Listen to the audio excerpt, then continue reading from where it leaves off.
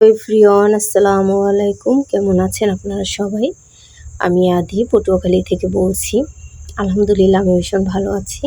আজকে অনেক রান্না করেছি। তো এত রান্না সাধারণত আমার বাসায় আমি কখনো করি না। আমি আবারও বলছি যে ভয়েসে গন্ডগোল দেখা দিতে পারে, বাহিরের অনেক নয়েজ থাকতে পারে। তো অবশ্যই আপনারা ক্ষমা সুন্দর দৃষ্টিতে দেখবেন। আসলে হাইওয়ের পাশে বাসা হলে যা হয় আর কি। তো আমি আজকে এখানে হাতে মাখা পোলাও রান্না করব, তার সাথে মুরগির রেজালা, মুরগির মাংস ভুনা, ইফতার তো আছেই। তো এখানে আমি পোলার চাল সুন্দর করে ধুয়ে রেখেছিলাম। আমি এখানে গরম মশলা, গাজর কুচি, কাঁচামরিচ, আদা বাটা ও সামান্য পেঁয়াজ কুচি দিয়ে ভালো করে মেখে নিয়েছি। আর এখানে আমি যে কাপটা দেখিয়েছি ওটার 3 কাপ পানি নিয়ে চাল নিয়েছি, আর 3 কাপ সেটার 6 কাপ পানি দিয়ে দিয়েছি। আর এ সাইডে আমি বুটটা ভুনা বসিয়ে দিচ্ছি, ছোলা বুটটা রোজার জন্য।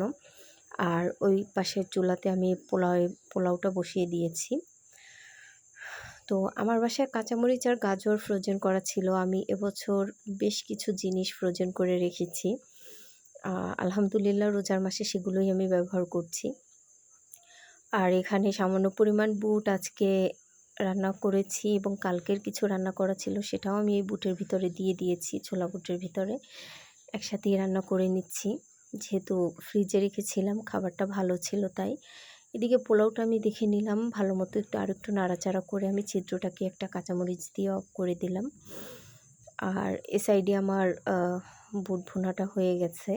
এই যে সামান্য একটু কর্নফ্লাওয়ার দিয়ে একটু ঘন করে নিয়েছি। এভাবে বুট ভুনা করলে আমার কাছে বেশ ভালো লাগে। এই যে দেখুন, আজকে একটু পেঁয়াজ কুচি দিয়ে গার্নিশিং করলাম, কাঁচা পেঁয়াজ দিয়ে। আর এ সাইডে আমি বসিয়ে দিলাম মুরগির রেজালা। তো এখানে আমি গরম মশলা দিয়ে দিয়েছি। এর ফাঁকে আমি আবার একটু পোলাওটা নাড়াচাড়া করে নিলাম। এবার এতে দিয়ে দিয়েছি পেঁয়াজ কুচি, আলু। আজকে আলু দিয়ে মুরগির রেজালা করব। বাসার সবাই আবদার ছিল যে আমি যেন আলু দিয়ে মুরগির রেজালা করি, ঘন ঘন, একেবারে ঝোলটা যেন ঘন হয়। আর এখানে আমি পেঁয়াজ, কাজু বাদাম, পেস্তা বাদাম ও কিশমিশ, এই 4টে জিনিস আমি একসাথে পেস্ট করে নিয়েছি। আমি এখানে সেটা দিয়ে দিলাম। আর সামান্য আর একটু তেল অ্যাড করলাম। রেজালাতে অনেক পরিমাণে একটু তেল লাগে বা ঘি লাগে, যাই যে দিন। আর এ সাইডে আমার পোলাওটাও হয়ে গেছে। দেখুন চালগুলো একেবারে নরম হয়ে গেছে। আমি আর একটু ঢাকা দিয়ে চুলাটা অফ করে এবার রেখে দিলাম। আর এ সাইডে আমি এবার দিয়ে দিচ্ছি আদা রসুন বাটা। আমি এখানে জিরা বা ধনিয়া বাটা কোনোটাই ব্যবহার করব না। ভালো করে মশলাটা কষিয়ে নিলাম। এ পর্যায়ে আমি একটু সামান্য লবণ দিয়ে দিলাম। আর এ সাইডে আমি লাল শাক ভাজি করব ভোর রাতের জন্য। তো লাল শাক ভাজিটা ওই পাশে তেল গরম হতে হতে আমি এই পাশে মশলাগুলো নাড়াচাড়া করে নিচ্ছি। লাল শাক ভাজিতে আমি সামান্য পেঁয়াজ কুচি দিলাম, হলুদের গুঁড়ি দিলাম। এবার আবার আমি মশলাটা ভালো করে কষিয়ে নিলাম। আর ও সাইডে আমি গ্যাসের জালটা কমিয়ে দিয়েছি। আর আমি এখানে, আমার বাসায় টক দই ছিল না, দুধের ভিতর লেবু চিপড়ে তারপর আমি মাংসটাকে ম্যারিনেট করেছি আধা ঘন্টার জন্য। তা আমি সে মাংসটা দিয়ে দিলাম, তবে আমি দুধটা অ্যাড করলাম না, কারণ ওটা লাল হয়ে গিয়েছিল, হয়তো বা আপনারা ক্যামেরায় বুঝতে পারেননি। এখানে আমি একটু সামান্য কেওড়া জল আর একটু টমেটো সস ব্যবহার করেছি। তো আমার কাছে ভালো লাগেনি, তাই আমি এখানে সেই দুধটা অ্যাড করলাম না, ওটা আমি ফেলে দিয়েছি। আমি শুধু মাংসগুলো উঠিয়েই আমি এখানে ব্যবহার করেছি। এবার সামান্য দুধ দিয়ে আমি মাংসটাকে ভালো করে কষিয়ে নিব। আর 4-5টা কাঁচামরিচ দিয়ে দিয়েছি ঝালের জন্য, কারণ আমার হাজব্যান্ডের করা নির্দেশ ছিল একদম যেন মিষ্টি না হয়, ঝাল ঝাল করে যেন আমি রান্না করি। তার কারণে আমি মরিচের গুঁড়াও এখানে ব্যবহার করেছি, কাঁচামরিচও ব্যবহার করেছি। আমি এখানে কোনো চিনি ব্যবহার করিনি। আর ওই পাশে আমি শাকটা যে দিয়েছি, পেঁয়াজ, নারকেল বাটা আর হচ্ছে আপনার সামান্য হলুদের গুঁড়ি, লবণ, এটা দিয়ে আমি শাকটা বসিয়ে দিয়েছি। আর আমার মুরগি কষানো হয়ে গেছে, প্রায় সিদ্ধও হয়ে গেছে, কারণ অনেকক্ষণ ম্যারিনেট করা ছিল, তাই অল্প দুধ দিয়ে আমি এখানে ঢাকা দিয়ে দিলাম।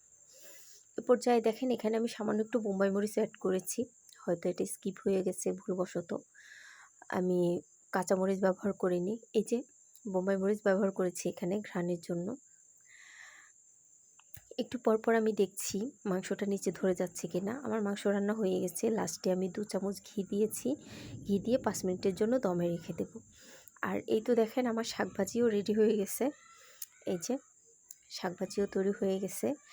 আর এখানে মুরগির মাংসটাও একেবারে তৈরি হয়ে গেছে। 5 মিনিট দমে রাখার পরে একেবারে পারফেক্ট হয়ে গেছে, পারফেক্ট রেজালা। তা আমি এখন রেজালাটাকে ঢেলে নিচ্ছি। অবশ্যই এখানে আলুর পরিমাণ বেশি, তো আশা করছি আপনারা কিছু মনে করবেন না। বাসার সবার আবদার ছিল, তারা আলু দিতেই হবে, এজন্য আমি দিয়েছি। আর এ সাইডে আমি বসিয়ে দিচ্ছি মুরগির মাংস ভুনা। আমি যখন এই ভিডিওটার ভয়েস দিচ্ছিলাম তখন আকাশে বেশ মেঘ ডাকছিল, বিদ্যুৎ চমকাচ্ছিল, মেঘ ডাকছিল। আর আজকে সারাদিন আকাশে মানে অনেক বৃষ্টি হয়েছে, অনেক হাওয়াও ছিল। তো আমার রান্না করতেও বেশ বেগ পেতে হয়েছে। তার কারণ হচ্ছে এত হাওয়া ছিল যে আমার চুলার জাল ঠিক মতো ধরছিল না।